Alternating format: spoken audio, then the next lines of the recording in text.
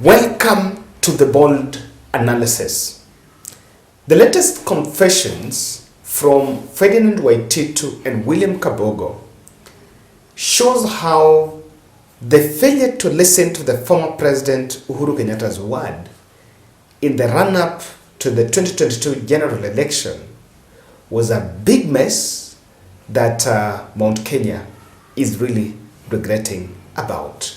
In this podcast, I will show you what Waititu and Kabogo are saying and what is the political interpretation of this. But before that, I humbly reach out to you on behalf of the seven women we've seen on the screen. These are mothers that delivered with difficulties or with challenges in Mama Lucy Hospital, and due to the huge bills, because I understand that during Uhuru Kenyatta's time, the Linda Mama used to pay full, but nowadays it only pays 5,000. So they have pending bills, and they are stranded in the hospital despite the fact that they had delivered as early as late December. And I'm reaching out to you on behalf of these seven women to help us by contributing the 100 Bob challenge towards these mothers. This is a real crisis, and I think of all projects that we've done, I think this to me is the deepest, because if you listen to the chilling stories of what is happening, really you can see that the system is not really easy. You see this, like this lady you're seeing this screen is even disabled. Na hakuna means, despite the fact that she's also in that state. They have different stories. Some even gave birth to children that are deformed. But I promised them that I will on Friday deliver them from the hospital, and I need a budget of around 150,000, and I'm reaching out to you humbly, and I want to say thank you. Yeah, I started last night in my first video, and I've seen people taking up the challenge. Asanteni sana. We are 60,000. Imagine if all of us can give 50 bob.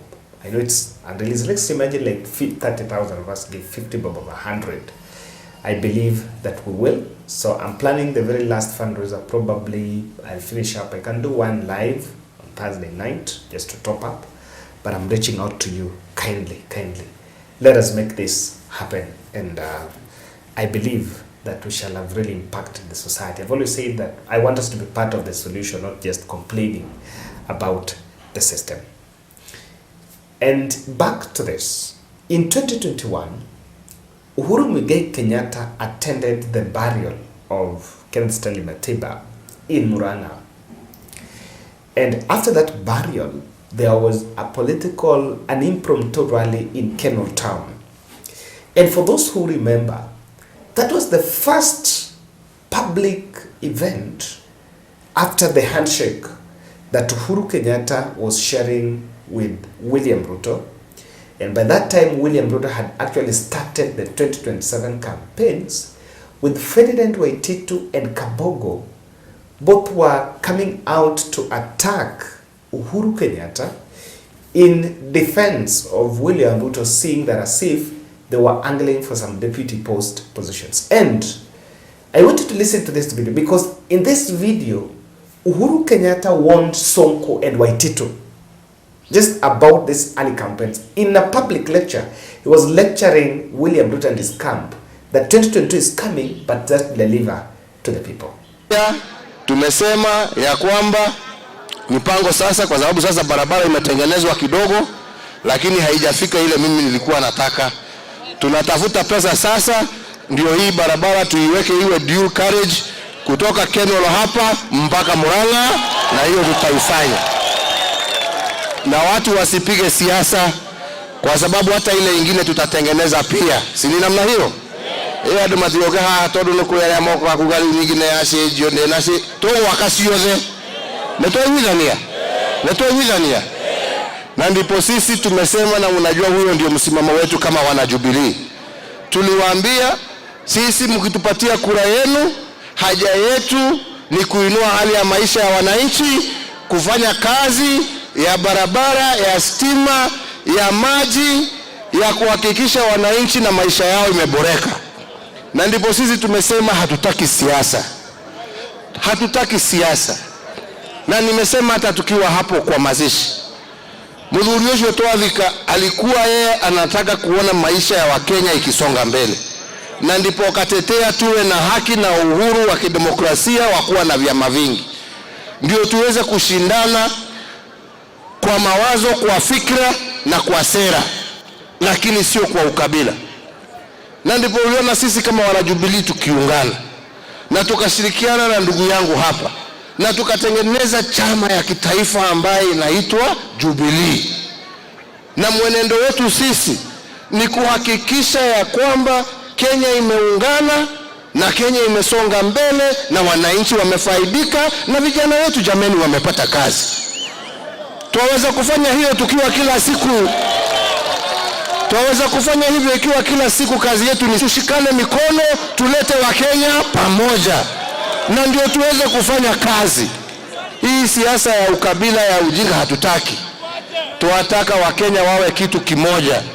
Siasa iko na muda wake, na sisi tunajua siasa itakuja 22 ni kweli, na tuko tayari na tunajua vile tutapiga hiyo siasa, lakini kwa sasa tulete Wakenya pamoja.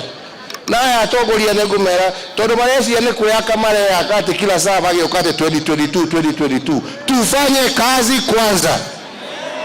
Lengo Waititu wao ukagera rosini ule atachagua kuwa deputy president, unafikiria ni ule ati anapiga kelele zaidi? Wewe utakuwa wa mwisho.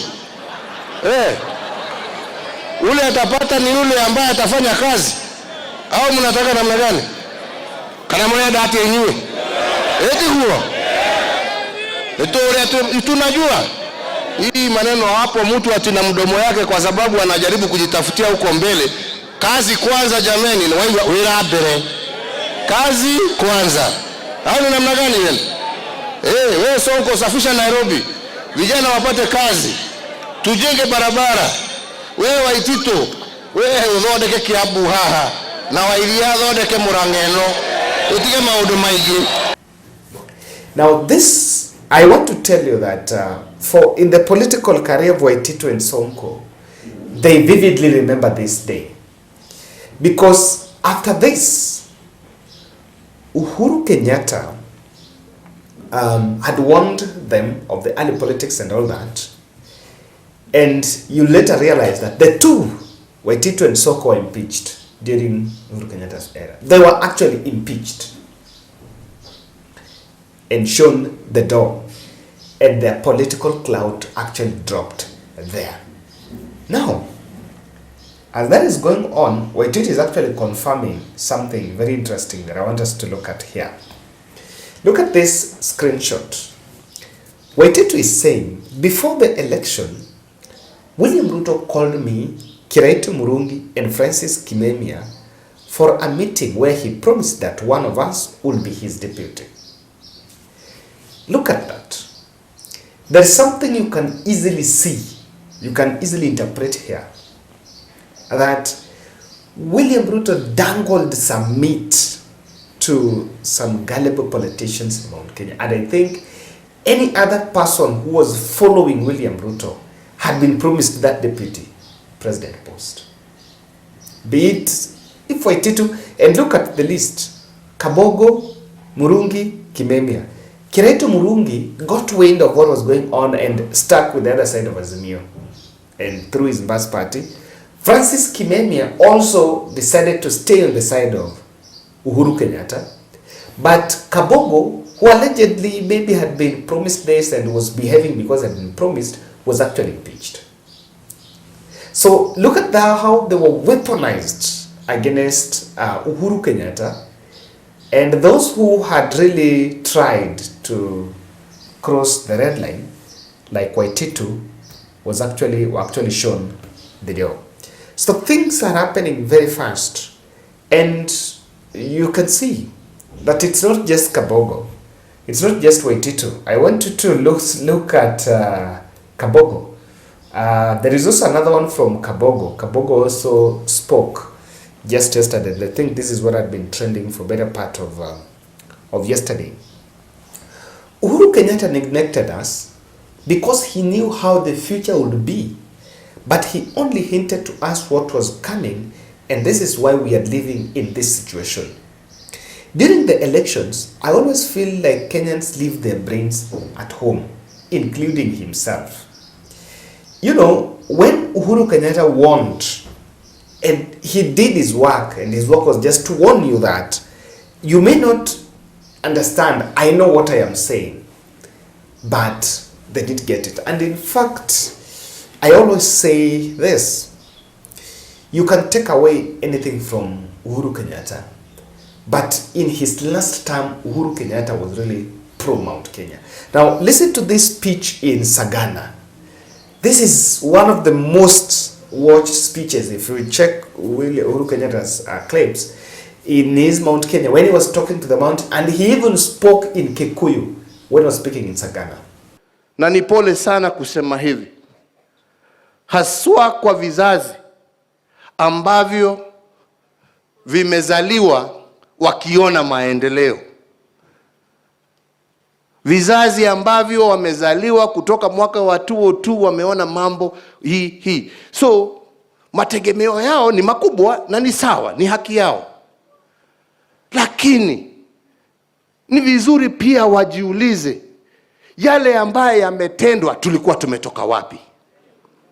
Wengi hamjui vijana. Ni sawa?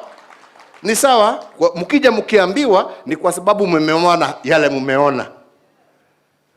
Lakini ulizeni wazazi wenu wametoka wapi? Ulizeni wazazi wenu kufika pahali ambapo tulikuwa tumefika tulikuwa wapi? Ulizeni wazazi wenu wakati walikuwa wanasomesha watoto na pesa ya kahawa na majani chai na maziwa, pesa hiyo iliishia wapi? Iliishia wapi? Ndio tabu ingie. Na mimi nawaongolesha vijana kwa heshima. Kwa heshima, kwa sababu mimi nawapenda. Lakini mujiulize, yale mnayaona, yes, you want more. It is normal. Every citizen, every person wants more. But you should also ask, where and why? Where were we and where are we? Na wakati nawaonesha vile tunawaonesha sasa, sio kusema ya kwamba tumefanya yote, bado kuna mengi ya kufanywa. Alright? Lakini mkumbuke where we have come from.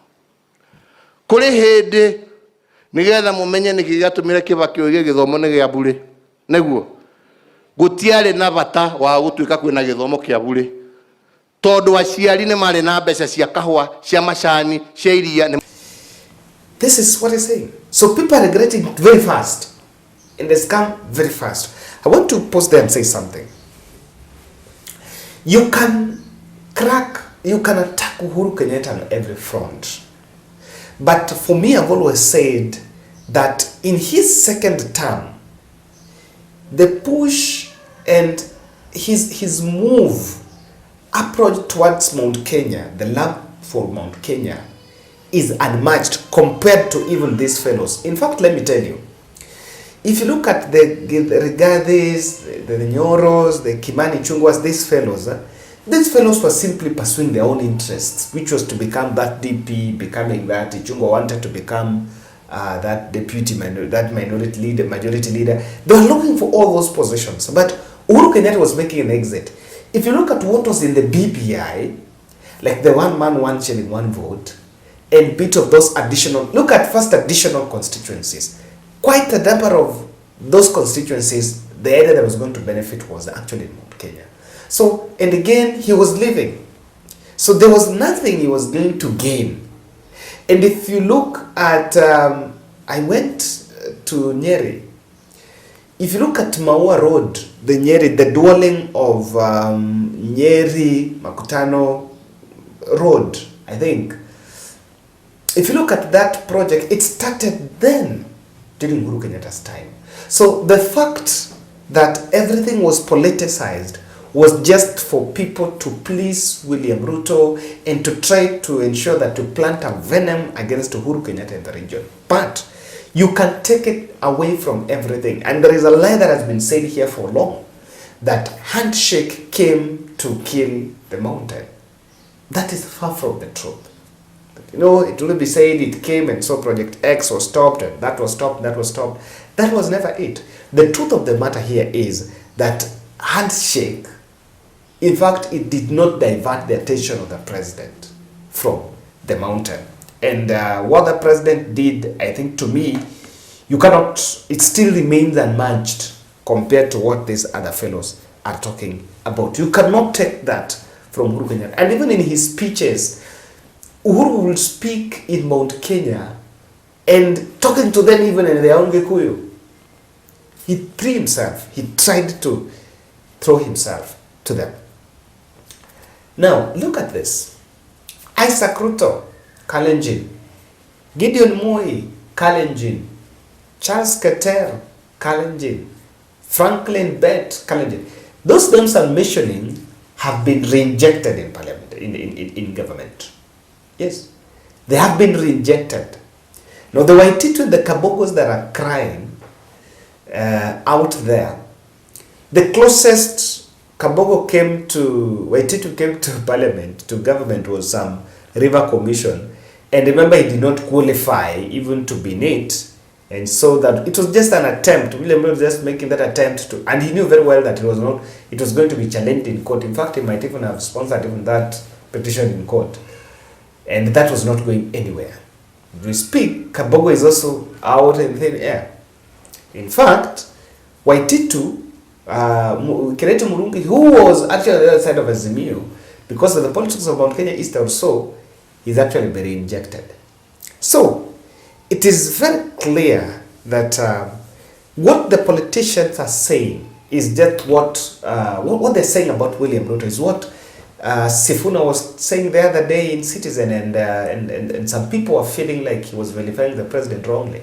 But this is what they are confirming, that William Ruto was actually dishonest. That is it. But it's clearly, there is something that the mountain, it's not just enough to regret. Everyone in regrets. It's not just enough to regret. And so, I want us to look at that. But before that, kindly subscribe to our channel, click the notification bell and like our videos. I'm also reaching out to you and just reminding you about our February project. I know we've started slow. We are going to run this fundraiser up to Friday. And we are looking at raising 150,000 to help release these mothers that are stranded in Mama Lucy Hospital because of the bills. They delivered under complications and had postnatal problems. Some children were still in nursery. Some had even had ectopic pregnancy. And yes, the bill is a bit overwhelming because Linda Mama, he only pays up to 5,000 during Uhuru, after Uhuru's tenure. And in fact, it was scrapped totally. So when it was reintroduced, they only pay 5,000. So there is a bit of a pending bill there. So this is what I'm doing. And this is what we're going to do this month of February to help release these women. So kindly participate, contribute as little as 50, as 100 through this challenge so that we can support these women. Now, my number is there in the screen. The veteran politicians have reinvented themselves while others languish in poverty. I'm seeing three political interpretations. And this is a very clear warning to Mountain. Ruto is coming back in 2027. And he's coming back with a big pledge. And that pledge for Gema must be rejected. This strategy that was used by promising people deputy president, I am very sure if you get one-on-one, quite a number of people are promised this position. Even these Moses Kurias here, who are now settling for cabinet secretaries, might have been promised. That go and form your party, tutaungana, nitakupatia your post ya deputy, tutakuwa deputy wangu. It was a bait that was used. Now, he's coming back in 2027. And what do you think? The same bait must come in the form of 2032. Some people might be promised here that I will support you in 2032. In fact, some of us are really waiting. If Ruto gets his second term, if he buys through his second term, then 2032 we are going to have transition politics, which is very critical, and it's going to be, it's going to be a very heavy political betrayal in terms of, because there are people sitting pretty comfortable believing that William Ruto will wake up and say you are the candidate. It's not going to be that rosy. So this is the morning. If you've already been told, the 2032 is going to be the next meat going to be dangled so that people will prey on it. And it is there. It's just this that you have to see about it. Number two, how Ruto capitalize on the transition chaos in Mount Kenya to remote control them is something that they must really look into. Simple. William Samuel Ruto, who was the deputy president, knew very well that Uhuru Kenyatta was going to leave power in 2027. And even he might have got wind, because Charles Karaj says that the fallout was even before 2017. So he might have known very well that Uhuru Kenyatta was not going to support him, was not going to endorse him, maybe that. So there was that transition that if Uhuru is not going to endorse him, then Uhuru is not going to give him the deputy. Or rather, Uhuru Kenyatta was not going to give him the entry. So what he did, he used this bait to get entry. Because I've told you you're going to be my deputy, you will give me entry in Mount Kenya. And that transition brought chaos because different camps were emerging. Now I'm saying that because even as we speak, there is another transition that seems to have started. After Ademi thought that Rigathi Gachagua was going to be the kingpin or not, or yes, we've seen another tussle of counties with Ndindi Nyoro now emerging. And that also points out clearly that that is the same script being implemented by this transition, the Ndindi Nyoro and Rigathi war.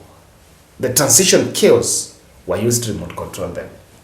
That is the replica of what's going on between Ndindi Nyoro and Rigathi Gachagua. And if they're not careful, they might fall into that trap. Number three, whoever wants to be the kingpin and is trying to work on Ruto's shadow is actually doing an impossible mission. Because this is what it confirms. Contrary to public perception that they might actually be in a position to get through it, that is not the case. And whoever wants to be the kingpin and is using that route is actually using a very dangerous route, because Ruto's popularity is waning day by day as people continue to confess that there was a big political betrayal in Mount Kenya. It's not new. I think most of us and people who have been political observers know very well that the transition has been huge in Mount Kenya. Thank you guys. Let's meet in the next, and kindly let's support the 7 stranded mothers in Mama Lucy so that we can seek their release in the next, on Friday, and may God bless us. So kindly let's participate as little as 150. You can also pay for more, because I believe that, yes, by the time Tafika, yeah, God will bless us. Asante.